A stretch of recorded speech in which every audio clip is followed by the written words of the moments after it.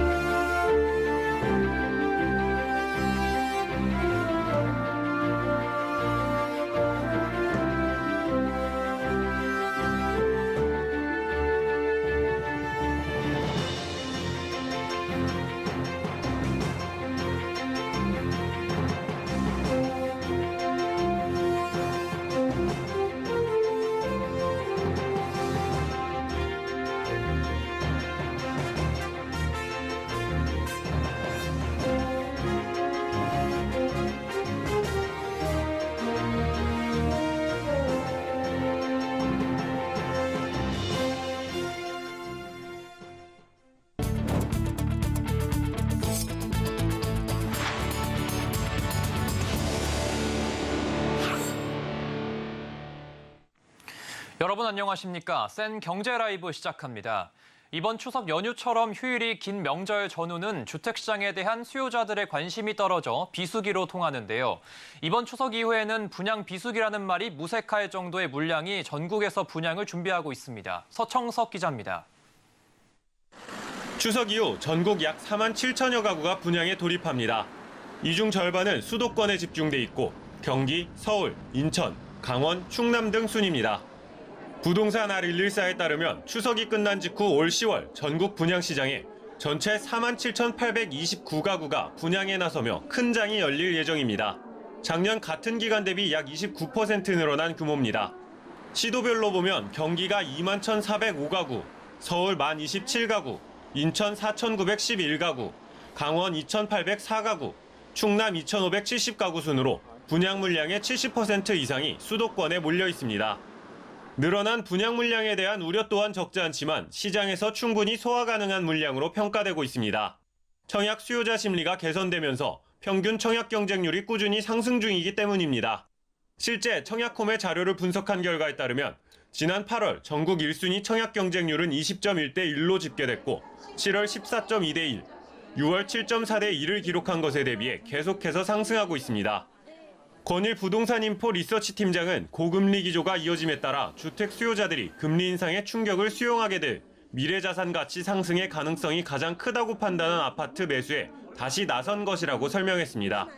상대적으로 수요가 높은 서울에서 눈여겨볼 분양 예정 단지는 서울 동대문구의 이문 아이파크 자이, 서울 성동구의 청계 리버뷰 자이, 서울 강동구 이편한 세상 강동 프레스티지원 등이 있습니다. 이문 아이파크 자이는 전체 4,021가구 대단지 아파트로 이 중 1,467가구가 일반 분양됩니다. 지하철 1호선 외대암역, 신이문역이 가까운 초역세권의 숲세권 아파트라는 특징이 있습니다. 청계 리버뷰 자이는 1,607세대 중 797세대를 일반 분양하고 지하철 5호선과 2호선을 도보로 이용할 수 있는 더블 역세권에 청계천뷰 등 입지 조건을 갖췄습니다. 이편한 세상 강동 프레스티지원은 535세대 중 263가구를 일반 분양하고 5호선과 8호선 더블 역세권 단지입니다. 여기에 비규제 지역으로 청약 통장 10개월 이상 등 일정 조건이 맞는 경우 만 19세 이상 누구나 청약이 가능합니다. 서울경제TV 서청석입니다. 제네시스가 3년 8개월 만에 GV80 부분 변경 모델을 선보였습니다. 여기에 역동성과 실용성을 갖춘 GV80 쿠페를 국내 처음 공개했는데요. 박세아 기자입니다. 제네시스의 첫 쿠페형 SUV GV80 쿠페가 베일을 벗었습니다. 외관은 역동적이면서도 과감한 이미지가 강조됩니다. 전면부 헤드램프에는 두 줄의 MLA LED 램프가 적용됐습니다. 측면부는 차체를 가로지르는 아치형 파라볼릭 라인과 낮고 완만한 루프 라인의 조화로 날렵한 느낌을 줍니다. 그리고 GV80 쿠페와 같은 경우는 저희 라인업에서 가장 애틀레틱한 차종으로서 전체적인 실루엣을 통해 우아함을 유지하면서도 특별한 디자인 요소를 가미하여서 라인업 중에서 가장 스포티한 이미지를 구현하고자 하였습니다. GV80 쿠페에는 가솔린 3.5터보 48V 일렉트릭 슈퍼차저 엔진이 탑재됐습니다. 기존 3.5터보 엔진 모델 대비 35마력이 향상된 최고 출력 415마력, 최대 토크 56.0kg 폴스미터의 성능을 발휘합니다. 슈퍼차저 모델에는 스포츠 플러스, 런치 컨트롤, 고성능 게이지 등 다양한 운전 모드를 설정할 수 있도록 고성능 특화 사양이 적용됐습니다. 한편 이날 GV80 부분 변경 모델도 함께 공개됐습니다. 기존 GV80 디자인에 럭셔리한 디테일을 더했습니다. 차량 내부 고급스런 분위기를 위해 크리스탈 디자인을 적용한 전자식 변속 다이얼이 새롭게 추가됐습니다. 운전자 편의를 고려해 27인치 통합형 와이드 디스플레이와 터치 타입 공조 장치가 적용됐습니다. 제네시스는 GV80과 GV80 쿠페 출시를 통해 제네시스 라인업을 강화하고 럭셔리 브랜드 입지를 공고히 한다는 계획입니다. 서울경제TV 박세아입니다. LG전자가 노트북 LG그램 출시 10주년을 맞아 처음으로 폴더블 노트북을 공개했습니다. 연결성과 휴대성을 강조한 폴더블 노트북을 통해 시장에 새로운 기준을 제시한다는 전략인데요. 윤혜림 기자입니다. 태블릿에 그림을 그리다가 키보드를 붙이니 노트북으로 변합니다. 화면을 펼쳐서 큰 모니터로도 활용할 수 있습니다. LG전자가 국내 브랜드 최초로 폴더블 노트북 LG그램 폴드를 공개했습니다. LG그램 폴드는 구부릴 수 있는 유기발광 다이오드의 강점을 활용했고 텐덤 OLED 소자 구조를 적용해 수명을 늘렸습니다. 접으면 12인치 노트북, 펼치면 17인치 태블릿으로 변하는 형태에 맞춰 다양한 주변 기기와의 연결성도 강화했습니다. 노트북을 가로로 세워 책처럼 화면 가운데를 살짝 접으면 자동으로 화면이 회전되고 비율이 조절돼 이북이나 문서를 읽기도 편리해진 겁니다. 폴더블 노트북은 태블릿의 사용성과 노트북의 생산성을 함께 제공할 수 있는 폼팩터라고 생각합니다. 저희는 이런 품질적인 부분에 대한 신뢰를 드리기 위해 3만 번 내구도 테스트를 진행하였고요. 강화된 힌지 구조를 적용하였습니다. LG그램 폴드는 고해상도 올레드 터치 디스플레이를 탑재했을 뿐 아니라 인텔의 13세대 프로세서, 돌비 애트모스 지원 등 성능적인 부분에도 집중했습니다. 또 72W시 대용량 배터리 탑재에도 본체 무게는 약 1250g으로 휴대성을 높였습니다. LG전자는 다음 달 4일 LG그램 폴드를 출시할 예정입니다. 서울경제TV 윤혜림입니다. 삼성 엔지니어링이 중동에서 굵직한 프로젝트를 잇따라 수주하고 있습니다. 석유화학 플랜트 기본 설계부터 조달, 시공까지 아우르는 경쟁력을 해외에서 인정받고 있는 모습인데요. 제2의 중동 붐에 물꼬를 틀지 주목됩니다. 김효진 기자입니다. 사우디아라비아 서부 메디나주에 있는 얌부 산업단지. 삼성 엔지니어링이 사우디 알루자인으로부터 이곳의 석유화학 플랜트의 기본 설계 프로젝트에 대한 낙찰 통지서를 접수했다고 밝혔습니다. 수주 금액은 약 1,950만 달러로 내년 5월까지 수행할 계획입니다. 이번 피드도 성공적으로 수행해서 EPC도 연계 수주할 수 있도록 노력하고 있습니다. 앞서 삼성 엔지니어링은 올해 1월 대만 CTCI와 조인트 벤처를 구성해 카타르 에너지의 라스라판 에틸렌 플랜트를 수주했습니다. 카타르 사업을 수주한 건 지난 2011년 이후 12년 만입니다. 이 프로젝트의 전체 수주액은 약 3조 1천억 원, 삼성 엔지니어링의 수행부는 약 1조 6천억 원입니다. 지난해에는 오만의 오큐 두쿰 정제시설과 쿠웨이트의 청정연료 프로젝트 패키지를 포함한 대규모 프로젝트를 완료했습니다.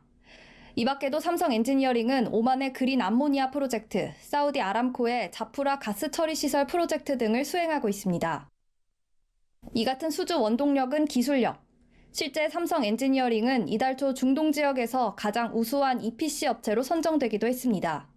석유, 가스 전문 매체 오일앤가스 미들 이스트는 삼성 엔지니어링은 중동 지역에서 강력한 입지를 구축한 EPC 전문 건설사라고 평가했습니다. 서울경제TV 김유진입니다. 배달 플랫폼들이 전통시장 활성화를 위해 발벗고 나섰습니다. 지역 중소상공인들의 온라인 판로 마련을 돕고 전통시장 화재공제 가입 상인의 풍수의 보험 가입을 지원하는 등 추석을 앞둔 전통시장의 온기가 확산되고 있습니다. 이호진 기자입니다. 쿠팡이츠, 배달의 민족 등 배달 플랫폼들이 전통시장 활성화 사업에 박차를 가하는 모습입니다. 쿠팡이츠는 지난 2020년부터 전통시장 활성화 프로그램을 전개하며 지역 소상공인들의 온라인 판로 확대를 지원하고 있습니다. 쿠팡이츠의 지원 프로그램으로 지난 3년간 전국 135개 시장, 1,600여 점포가 온라인 시장에 진출했으며 특히 이들의 올 상반기 매출은 전년 동기 대비 20% 신장한 것으로 집계됐습니다.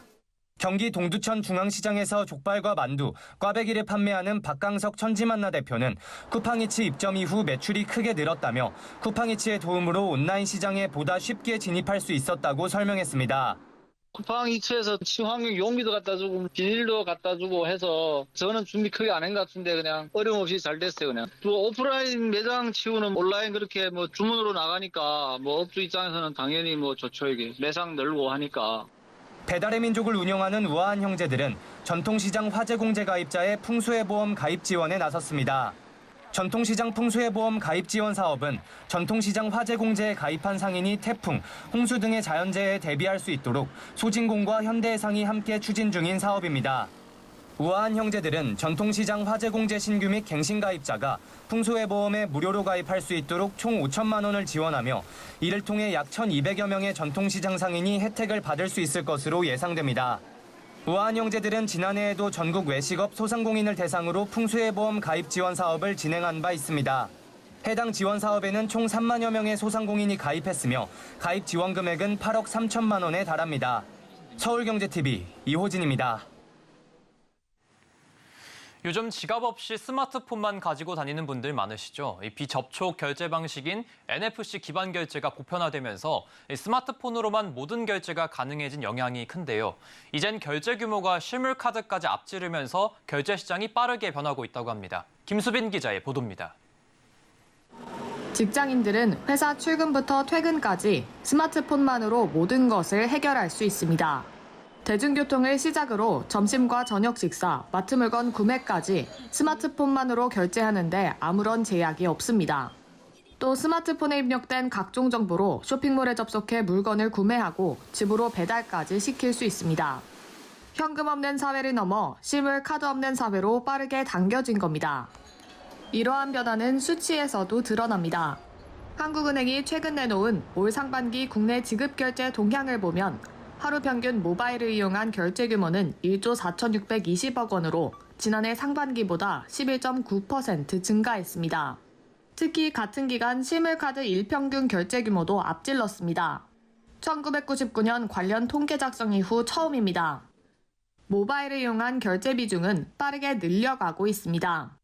2020년 처음으로 40%를 넘어선 이후 불과 3년 만에 50%를 넘어섰습니다. 반면 같은 기간 실물카드 비중은 49.8%로 통계 작성 이래 첫 40% 선까지 내려앉았습니다. 최근 3년간 흐름을 본다면 내년 하반기에는 30% 선까지 하락할 것으로 예측됩니다. 이처럼 모바일 결제 비중이 빠르게 늘어난 데는 카카오페이와 네이버페이 등 빅테크들의 오프라인 결제 확대가 무관치 않다는 분석입니다. 여기에 애플페이도 국내에 상륙하면서 간편결제 시장 규모 자체가 확대되고 있습니다. 간편결제 시장이 계속 커지는 것은 뭐 추세적인 현상이니까 금산분리가 완화되면 카드 없이 휴대전화 하나만 가지고 모든 삶을 영위할 수 있는 그런 사회가 더 빨리 도래할 수 있고요. 최근에는 SK그룹 계열사인 11번가도 NFC 방식의 결제 시장에 도전장을 내미는 등 대기업들도 모바일 결제 시장에 속속 진출해 내년에는 경쟁이 더 치열해질 거란 전망입니다. 기업들이 대거 결제 시장에 참전을 선언한 만큼 실물카드가 담긴 지갑조차 필요 없는 카드 없는 사회가 더 빨라질 것으로 보입니다. 서울경제TV 김수빈입니다. 경남 의령군이 남강 솥바위에 부자 기운이 담겼다며 이곳을 대한민국 부자 1번지로 이름지었습니다. 의령군은 이곳 솥바위 주변에서 삼성 창업주 이병철 회장이 태어났다는 점을 활용해 올해 두 번째로 부자 축제를 개최하는데요. 이은상 기자가 현장에 다녀왔습니다. 경남 의령군이 남강 솥바위를 부자의 번지로 선포했습니다. 부자의 기운이 깃든 솥바위를 중심으로 부자의 기운을 나누고 나눔을 실천하는 진정한 부자의 자세를 배우자는 취지입니다. 여기가 바로 대한민국 부자 1번지입니다. 부의 원점이 출발하는 자리입니다. 경제적 부자뿐만 아니라 나눌수록 커지고 나눌수록 좋은 그런 부자입니다. 밥을 짓는 솥처럼 생긴 이 바위에는 반경 8km 안에 부기가 끊이지 않는다는 전설이 전해집니다. 실제 이 바위 주변에서는 삼성 이병철, LG 구인회 등 대기업 창업주 4명이 태어나기도 했습니다.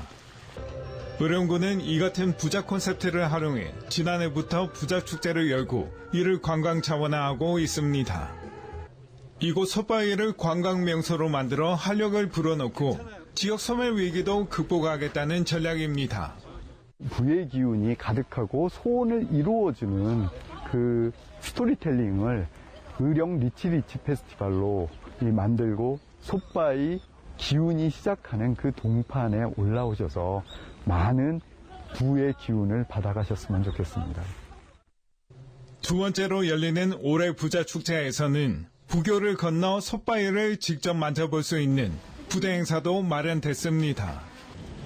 이번 축제는 다음 달 6일부터 나흘간 의령 솥바위 주변 공원에서 열립니다. 서울경제TV 영남 이은상입니다.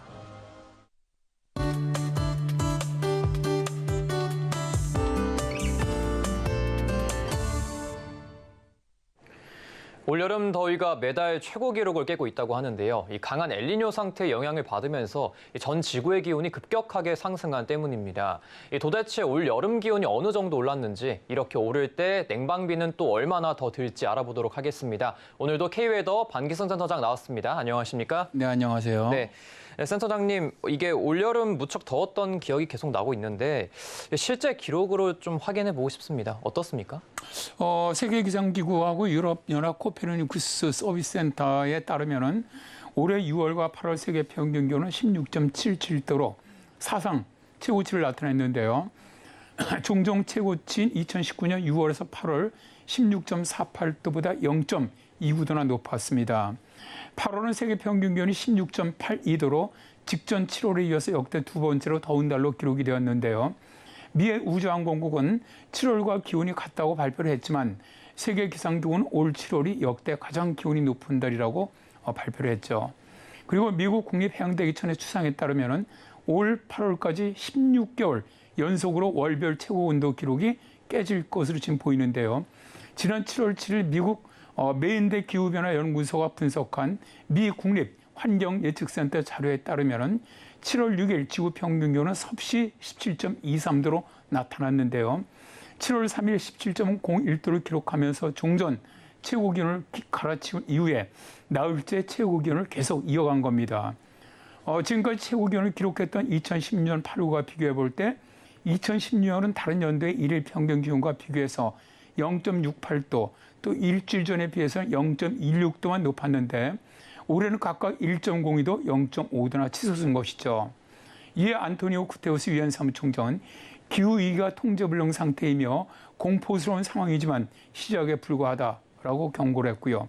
미국의 조 바이든 대통령도 최근의 기후변화를 실존적인 위협이다라고 규정을 하면서 연방정부 차원에서 대책을 마련해라라고 지시를 했는데요. 올 여름의 더위는 12만 5천 년 만에, 그러니까 그 이전에 있었던 간빙기 이후에 가장 뜨거운 달이라고 합니다. 엘니뇨의 영향을 덜 받는 우리나라는 최고 기온을 기록하지는 않았습니다만 기상청의 발표에 의하면 올여름 전국 평균 기온은 24.7도로 평년 대비 1도가 높았고요. 또 각종 기상기후 기준점이죠. 1973년 이후 가장 더웠던 여름 4위에 올랐습니다. 네, 이게 사상 최고치라고 계속 말씀을 하지만 이 평균 기온을 보면은 좀 얼마나 더웠는지 좀 실감이 나지 않는데 지역별로 좀 어떻습니까? 일단 저 중동 지역의 체감 온도는 67도에 육박을 했습니다. 예. 또 그리고 미국 기상청 자료에 따르면 7월 16일에 이란 남서부 해안의 페르시아 걸프 국제공항에서는 체감 온도가 66.7도까지 올랐는데요. 높은 습도가 결합되면서 극한의 체감 온도가 발생한 것이죠. 그리고 중국의 신장 위구르 자치구 산바오는 52도로 사상 최고치를 기록을 했고요. 캘리포니아 데스밸리 국립공원은 56도를 기록을 했습니다.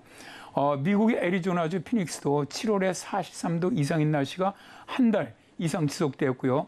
최고 기온은 48도를 기록하기도 했습니다. 캐스케이드 루홀스케 몬타나 주립대 교수는 극한 기후가 이제는 사람을 죽이는 수준에 도달했다. 플로리다 주변의 해수 온도는 37.7도까지 올라갔다.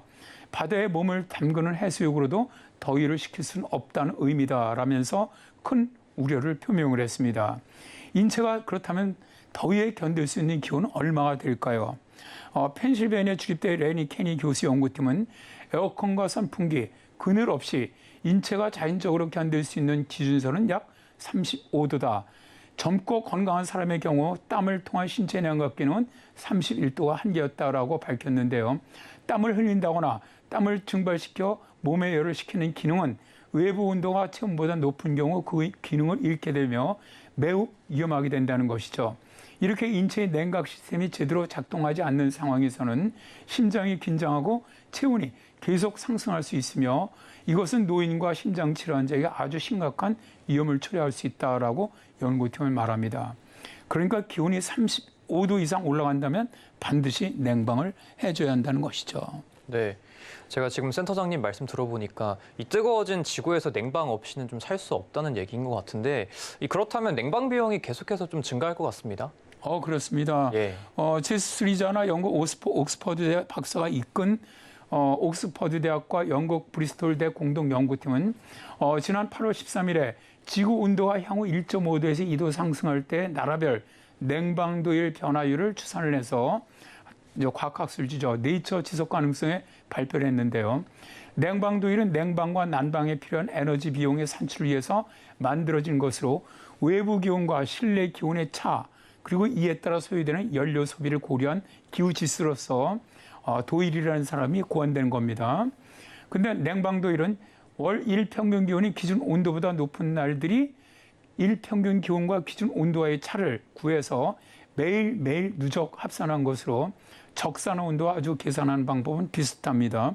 예를 들어 본다면 기본 온도를 18도로 선정을 한 다음에 오늘 외부 온도가 32도라면 냉방도율은 14CDD가 되고요. 그 다음날 온도가 33도라면 냉방도율은 어제 14CDD와 더불어 더해서 29CDD가 되는 것이죠. CDD는 냉방도율을 말하는 겁니다. 당연히 냉방도율이 클수록 냉방에 필요한 에너지량도 커지고 냉방비도 올라가게 되는 것이죠. 연구팀의 분석을 보면 적도 부근에 위치한 사하라 사막 이남 지역인 사힐 지역 국가들의 냉방도율이 가장 높았는데요. 중앙아프리카 공화국은 누적 냉방도율이 가장 높은 나라로 나타났고 한국의 냉방도율은 온도가 1.5에서 2도 상승할 경우 10.6%가 증가하고요. 아일랜드 같은 경우는 증가율이 32.9%로 가장 높게 나타났습니다. 냉방 도일이 늘어난다는 것은 냉방 기기를 사용해야 할 만큼 더운 날이 많아진다는 것으로 냉방 에너지의 수요가 앞으로 급격히 늘어날 것이라는 뜻입니다. 그래서 연구진은 더 더워질 세상에서 대비하기 어려운 저소득 국가들을 위해서 즉각적이고 전례 없는 국제사회의 개입이 필요하다라고 강조를 했는데요. 한국의 경우 2030년 이전에 평균 기온이 2도 이상 상승할 것으로 보이기 때문에 냉방비가 최소 10% 이상 더 든다고 보시면 되겠습니다. 네, 오늘 말씀 여기까지 들어보도록 하겠습니다. 센터장님 감사합니다. 네, 감사합니다.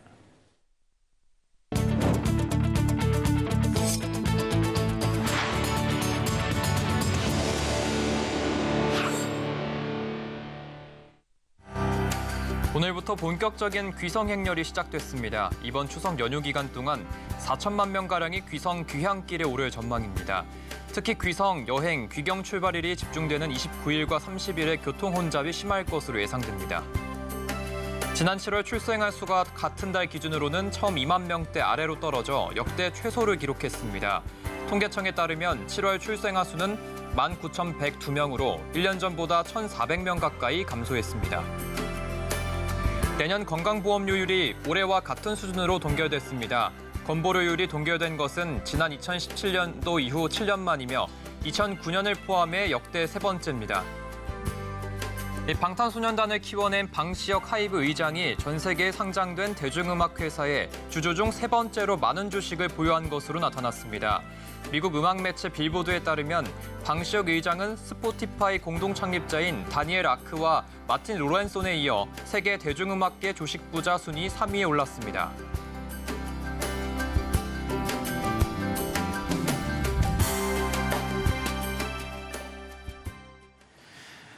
지금까지 센 경제 라이브 마치겠습니다. 함께해 주신 여러분 고맙습니다.